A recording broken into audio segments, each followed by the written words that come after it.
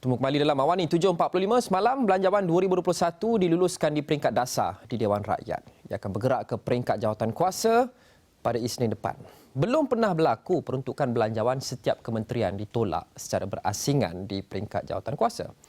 Namun mengikut proses penggubalan rang undang-undang, pindaan boleh berlaku. Pakar perlembagaan Profesor Dr. Syam Rahayu Abdul Aziz berkata, di peringkat jawatankuasa, mana-mana ahli parlimen boleh mengeluarkan usul meminda jadual dan peruntukan.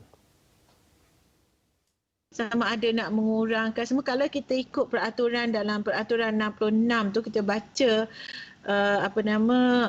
sub-sub peraturan tu, dia akan menunjukkan bahawa boleh berlaku perkara-perkara begitu. Ya, walaupun sebelum ini tidak pernah berlaku lah. Kebijaksanaan ahli dewan diperlukan dalam proses perundingan serta memastikan setiap perkara diteliti sebelum sebarang penolakan dibuat.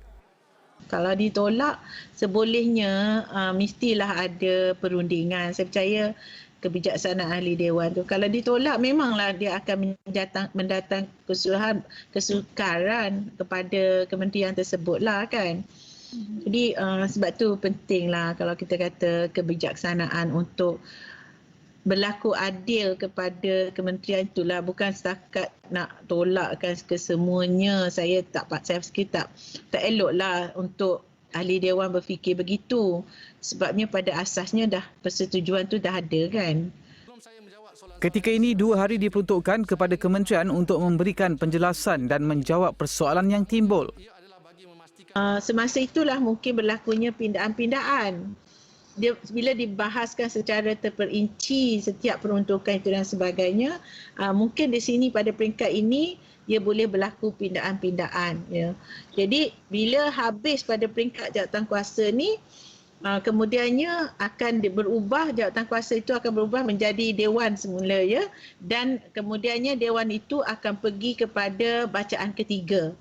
Dan bacaan ketiga ni ialah dia akan dapatkan undian, dia akan mengundi pada bacaan ketiga ini. Sebab tu kita kata setiap undang-undang yang melalui proses gubalan tu hendaklah diluluskan pada bacaan ketiga dan bacaan kedua. Bacaan kedua dan bacaan ketiga. Maknanya proses pengundian itu berlaku pada bacaan kedua dan juga bacaan ketiga. Jadi bacaan ketiga ini dia perlu undi lagi ya.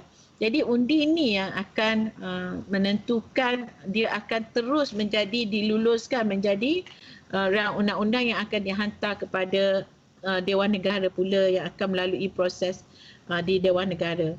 Jadi bacaan ketiga ini juga akan berlaku pengundian yang kedua.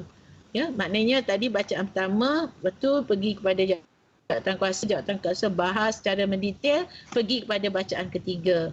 Maknanya jawatankuasa itu telah menjadi ahli dewan dan pergi kepada bacaan ketiga. Bila bacaan ketiga itu akan berlaku undian.